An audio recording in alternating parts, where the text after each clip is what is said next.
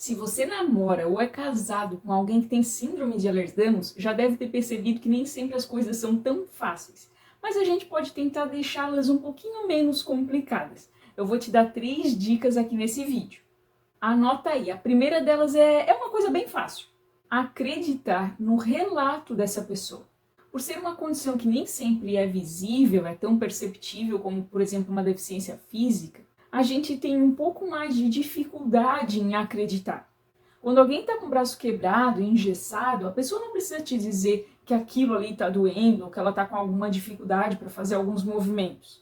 Porque você está vendo, então é meio que desnecessário a pessoa te falar. Você já imagina a situação. No caso da síndrome de Ehlers-Danlos, existem algumas limitações físicas geradas pela dor, pela fadiga, que elas não são visíveis aos olhos.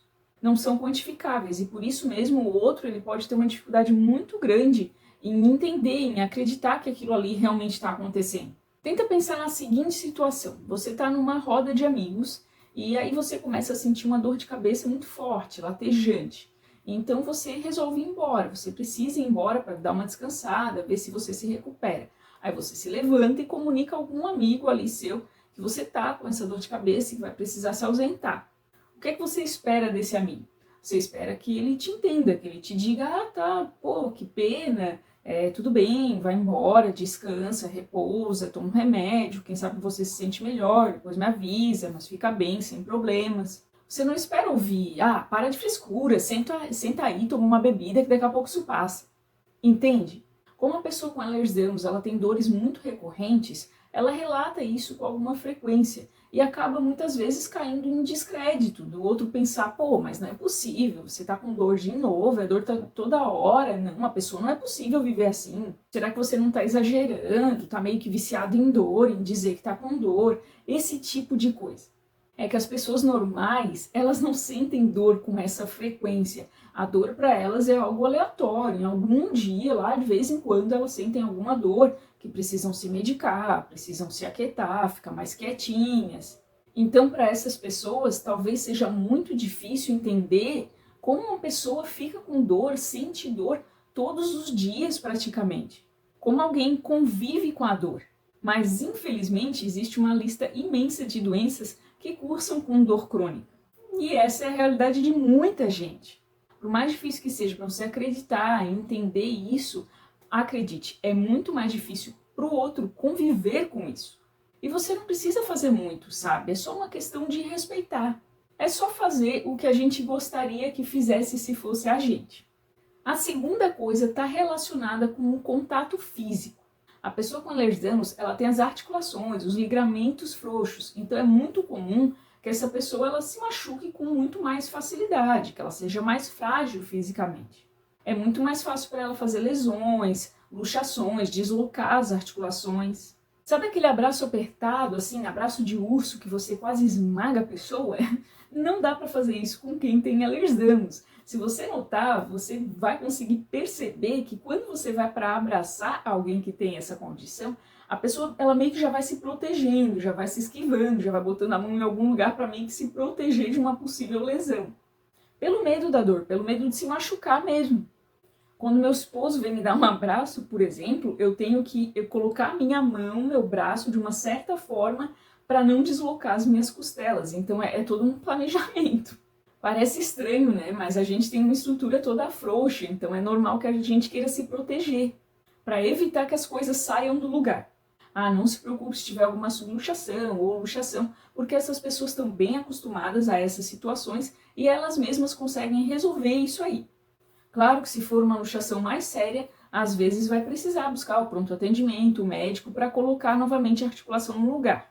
Mas isso é mais difícil de acontecer. A grande maioria dos casos tem a instabilidade articular ou a subluxação, que é quando aquilo ali fica meio que dançando, sabe? Quase saindo do lugar, mas não chega a ser um deslocamento total. Então, se você conseguir ter cuidados físicos, no modo como abraça a pessoa, como vai ter esse contato com ela, perguntar se tá doendo, se você abraçar de tal jeito, pegar de tal jeito vai machucar. Evitar também que a pessoa pegue peso, que ela faça muito esforço físico, que ela faça alguns movimentos que são perigosos para as articulações. Tudo isso já ajuda muito. a nossa musculatura também acaba apanhando por conta dessa fragilidade. E por causa disso a gente tem bem mais fraqueza muscular e fadiga. Então aqueles beijos longos de novela, sabe? Isso não acontece, isso não rola, porque existe aí uma fadiga da musculatura, um cansaço mesmo. Cansa, tem que dar um tempo para a musculatura se recuperar. Claro que tudo isso depende de como a assédio afeta essa pessoa, da tolerância dela, porque a assédio ela não afeta as pessoas de maneira igual, né? Não é todo mundo que tem síndrome de Ehlers-Danlos que vai ter as mesmas condições, os mesmos sintomas na mesma intensidade. Varia muito de pessoa para pessoa. E eu nem preciso comentar, né? Vocês já devem imaginar que para aqueles momentos de um namoro, coisas mais íntimas, vocês precisam ter, claro, uma atenção redobrada, bastante cuidado, muito respeito e muita conversa aberta sobre o que é possível, sobre o que não é. Lembre-se que respeito acima de tudo é a base para qualquer relacionamento e para tornar tudo numa relação melhor. A terceira dica é sobre planejamento das atividades. A vida social de um sediano ela é um pouquinho diferente, principalmente dependendo aí de como essa pessoa é afetada, se ela está em crise, quais os piores sintomas. Então festas, eventos, passeios, viagens, tudo isso tem que ser distribuído e pensado, planejado conforme as limitações físicas dessa pessoa. Planejar a questão da mobilidade, da distância, do deslocamento, né, de quanto essa pessoa consegue andar. Se a pessoa dá conta, se ela vai conseguir se sentar, ter um tempo para descansar. O que não dá para um sediano é andar a longas distâncias, principalmente se ele tiver muita instabilidade articular. Ficar muito tempo em pé, ter festa atrás de festa, porque isso exige uma disposição física muito grande. Um sediano, ele vai numa festa hoje, amanhã ele não é ninguém. Ele precisa de um tempo muito maior para se recuperar. Muito maior do que alguém que vai para uma festa no sábado, descansa no domingo e na segunda sai para trabalhar normalmente, como se nada tivesse acontecido. Essa rotina não é compatível com alguém que tem Ehlers-Danlos. É claro que é possível ter uma vida social, não é porque tem síndrome de Ehlers-Danlos que a pessoa não consegue mais sair, não consegue mais viajar, mais passear, mais fazer nada. Nada disso, é totalmente possível. Mas é necessário ter um planejamento, ter uma consciência das limitações físicas, que é um corpo que precisa de um tempo maior de descanso, de repouso, que não consegue se recuperar tão rapidamente. Principalmente se tiver outras condições como a desautonomia, ativação mastocitária, entre outras. Sabe que, infelizmente, não só com quem tem Ehlers-Danlos, mas com outras doenças crônicas também, que são condições que não existe um prazo, né? Não é de curto prazo, são aí por longos períodos ou até por toda a vida, como é o caso da SED. Existe um problema muito comum nos relacionamentos que são as separações, né? Na minha opinião em particular, quando isso ocorre, apesar de ser muito triste, de ser lamentável, é um livramento. Porque se a pessoa te deixou por isso, se ela largou o barco por isso, é porque ela não aguenta muita coisa. E você não vai querer do seu lado alguém que você não pode contar. Relacionamento tem que ser sinônimo de parceria. Quando duas pessoas se unem, quando elas estão decididas a compartilhar a vida, elas têm que estar conscientes que nesse pacote vão estar muitos momentos difíceis. Porque a vida é isso, né? Se não fosse, se chamaria pudim. Só que a gente sabe que de mole e de doce a vida não tem nada. E se você corre diante de uma situação que é difícil, eu sinto muito, mas o problema não está no outro.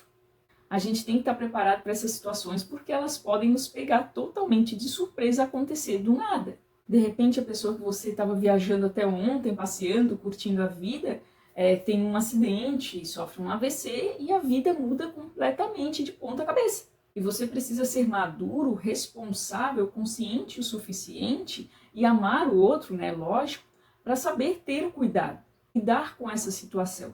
É o que você gostaria que o outro fizesse se fosse com você, certo? É claro que situações de doenças não é fácil para ninguém, é uma coisa realmente pesada, difícil de lidar. E existem pessoas que aquilo é uma carga muito grande, que elas não conseguem lidar, elas são fortemente abaladas com aquilo. Não conseguem conviver com isso, não sabem. Nesse caso, só tem duas saídas. Se você ama o outro, vale a pena passar por cima disso e se transformar. Se você não ama, saia, porque muito ajuda quem não atrapalha. É um direito que a pessoa tem, é uma escolha de vida, né? Ela tem liberdade para isso, pelo menos ela tem que ser livre para tomar essa decisão, mas nunca colocar a culpa na situação. A vida acontece, a vida surpreende e a responsabilidade não é do que aconteceu. é de quem tem a liberdade de escolher o que vai acontecer diante do que aconteceu. Porque a vida ela não escolhe, ela só acontece. Eu tive a grande sorte de ter um parceiro que é a minha força quando eu não tenho. E eu tenho total consciência e alegria de saber que quando ele precisar, eu vou retribuí-lo sem nem pestanejar. Farei por ele tudo o que ele está fazendo por mim, tudo o que ele faz por mim.